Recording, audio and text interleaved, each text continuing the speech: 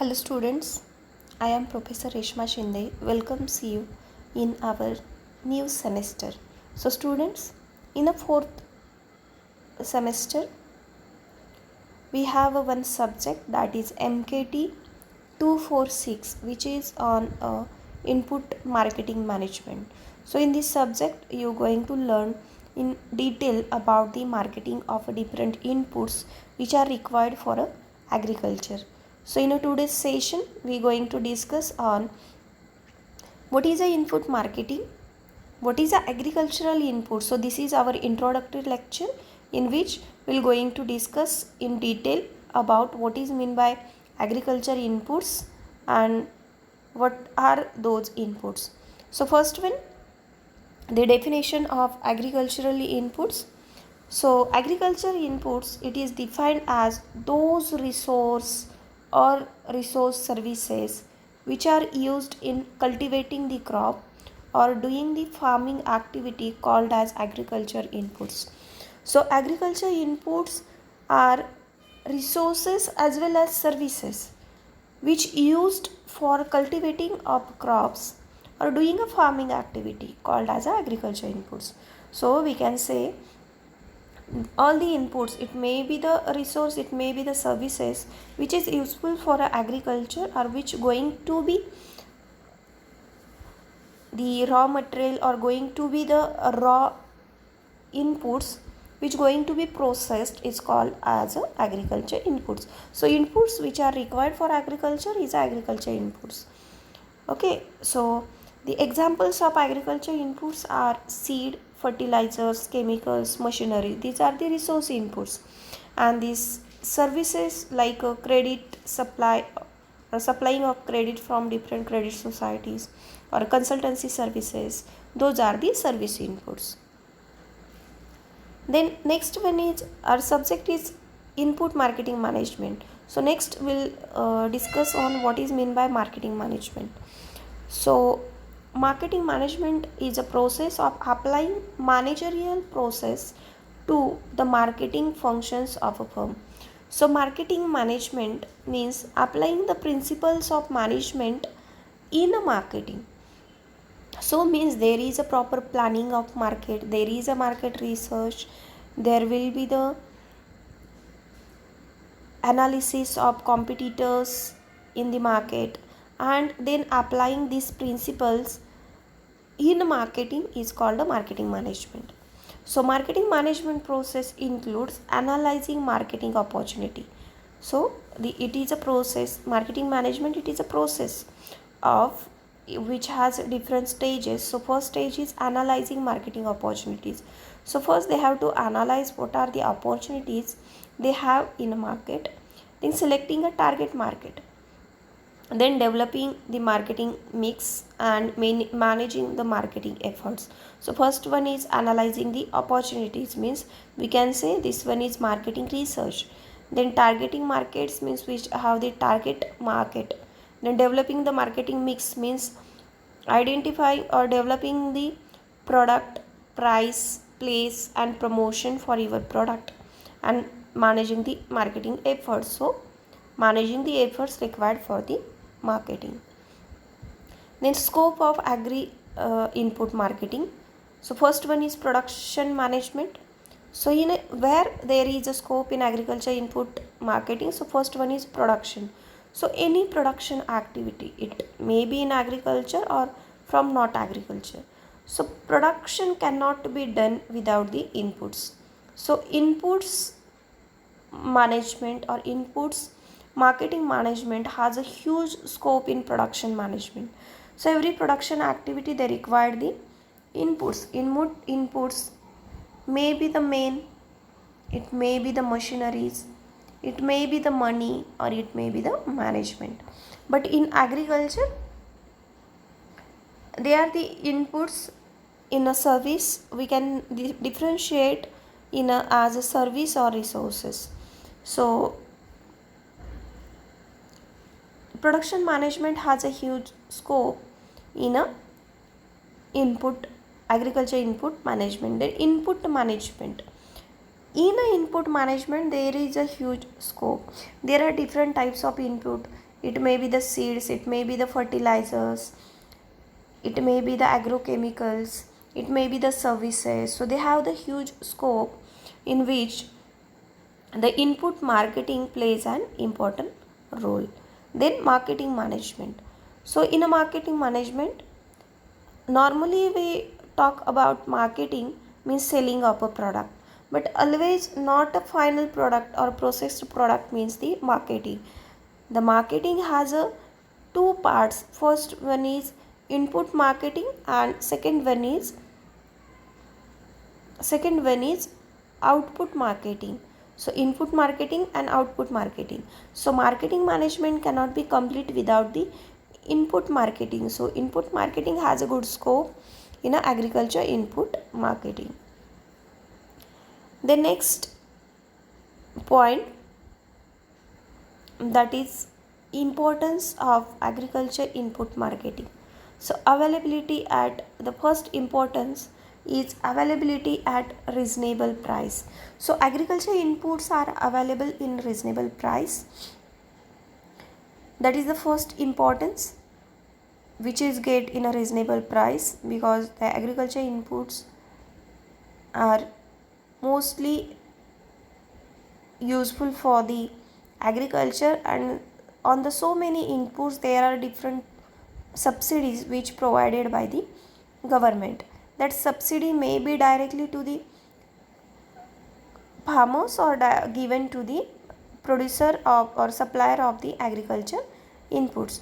So if subsidy directly given to the farmer is called the direct subsidy, and if it given to the supplier of input, then it called as a indirect subsidy. So these subsidies are provided under the amber box policy of a WTO. So due to the subsidy, the farmers get the inputs in a reasonable price. Then availability throughout the country. So agriculture is the main business or main income generating sector of a Indian economy.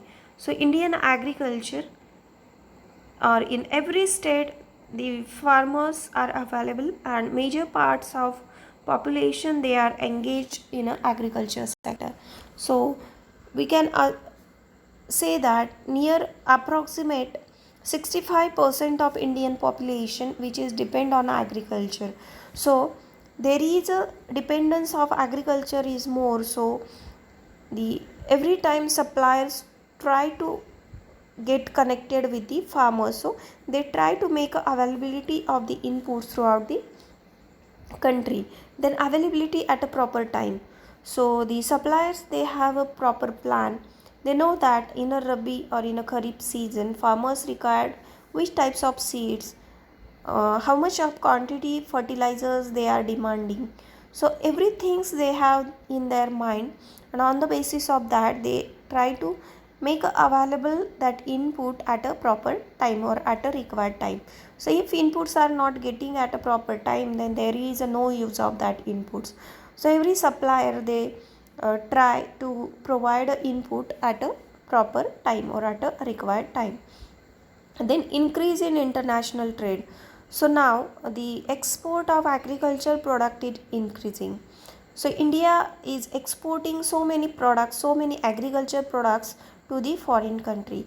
So if demand for agriculture product is increasing, obviously the demand for input is increasing. So it has the complementary situation. If demand increasing, then input demand also increasing. So it is another importance for agriculture input marketing. Then optimization of resource use and output management. So now the Indian farmers are trying to commercialize their farm, or they are having the commercialization view. Now the farmers are not taking a product only for self sufficiency. They are trying to take a product for selling and earning income. So they are trying to optimize their farming activity to try to get optimum production. And if they are using all their resources, if they are farming all their land, they are taking the crop on their land, then they required a good input, they required a input as well, and it has a importance. Then increase in farm income. So due to the proper management, due to the proper agriculture input marketing, there is increase in a farm income because they are getting a input in a time at a reasonable price, and due to the proper use they are getting or increasing their profit. Then widening of market. So agriculture market now it's a widen. Previously there was limitations of a market due to different factors, maybe the transportation, maybe the availability of inputs, maybe the availability of markets, or we can say the lack of awareness about the marketing, and lack of awareness of the exports. But now the farmers are aware and they have widens the market. Then growth of agro based industries. Now the processing in agriculture is increasing. So the processing industry or agro based industries, they are demanding the more output from the agriculture, and their business is mostly depends on the output from the agriculture. So if there is an increase in industries, agro based industries, and obviously it will be useful or it will be important for the farmers. Then adoption and spread of new technology. Now the there is a adoption of new technologies. Previously there was not a drip systems for irrigation.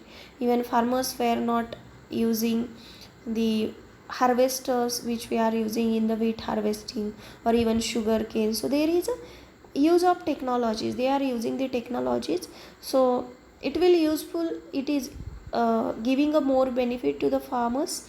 They are giving the commercialization view, as well as they are focusing to get a maximum product. Then employment. So there is an increase in employment opportunity in agriculture and addition to national income. So if there is an increase in per capita income, obviously there will be increase in a national income. Then there are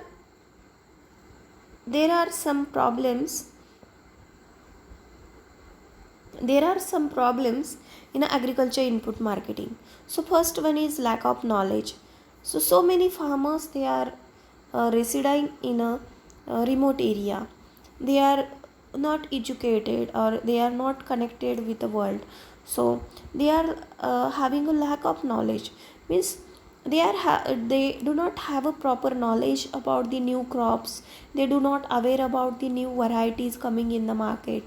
Even if they are taking a new varieties, they don't know the further management of that variety. So they have a lack knowledge about the agriculture or upcoming variety, upcoming markets, or proper management of that crop. Then individuality, just like a tractors. So there are so many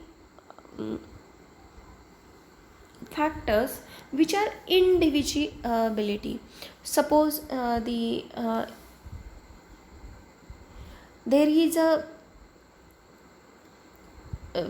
decrease in a per capita availability of land. Then if there is a having a less land with the farmers, so they cannot afford a tractors. So there should be the consolidation, there should be cooperation. So individuality is one of the limitations, one of the problems which restrict a farmer to use a modern technologies or to make a commercialization in a agriculture. Then insufficient sales point. So for agriculture inputs, in a remote area or in a hilly area, they do not have a sufficient input sales point. So they are not getting a inputs, or they are not getting a fertilizer, seeds and chemicals at a proper time, and there is a lack of supply in a remote and hilly area. The number of varieties in inputs. So in inputs there are so many varieties, just like in a seeds there are number of varieties, but farmers are unaware about the benefits of each and every variety, management of each and every variety. Even in agrochemicals there are so many lakhs of varieties in agrochemicals. So farmers are getting confused about which chemical will be useful for their crop, which one should we use in their crop. So they are following the suggestions of the agrochemical suppliers. So sometimes they are forcing to take a product which have a more margin to them. So it is a number of varieties is a one of the problem for the farmers. Then possibility of cheating, as I told, the input suppliers, they are giving a wrong information, or they are pushing a product which have a more benefit to them. So there are the chances of cheating. Even in a fertilizers there is adulteration, even in a chemical they make adulteration. So there are the chances to get a cheating of a selling in a product. Then insufficient or untimely supply, as I told, in a, it's not happens in a every area of a country, but in a remote area, in a hilly area, they are not getting a sufficient supply of input, or if they are getting a supply of inputs, even though it is not getting at a time. So it is a insufficiency of a supply and untimely supply of input. And malpractices, in a supply of agriculture input there are so many malpractices which is performed by the suppliers. Then suggestions for improvement. So adequate number of sales point. So government should try to provide inputs to hilly areas, in a remote areas. So there should be the increase the number of sales point. Then availability of credit. So as we know, the organized credit supply or institutional credit supply it is a lengthy process.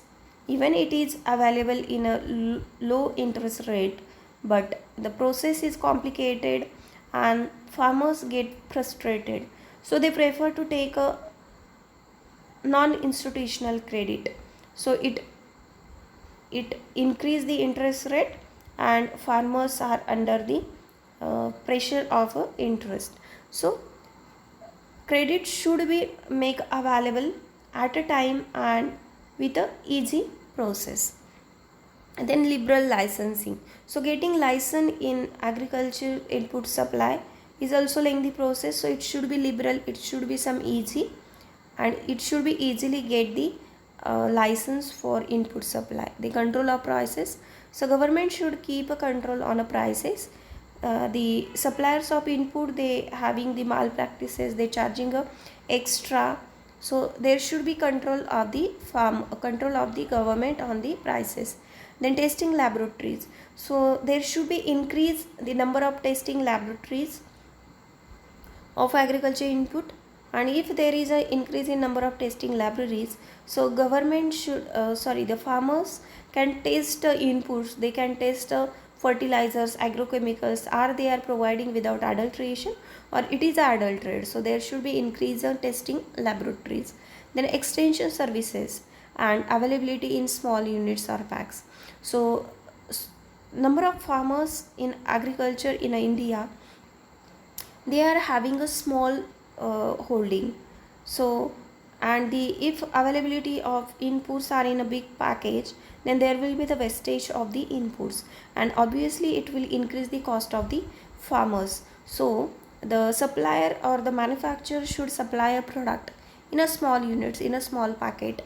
So it will be help for the farmers to minimize their cost and proper use of the inputs. So students, today we had discussed about the introduction of agriculture inputs. So what is mean by agriculture inputs? What are the types of agriculture inputs? So it may be the resources, it may be the services. Then what are the scope, importance, problems and suggestions of agriculture inputs? So thank you. If you have any questions, you can contact me on our group.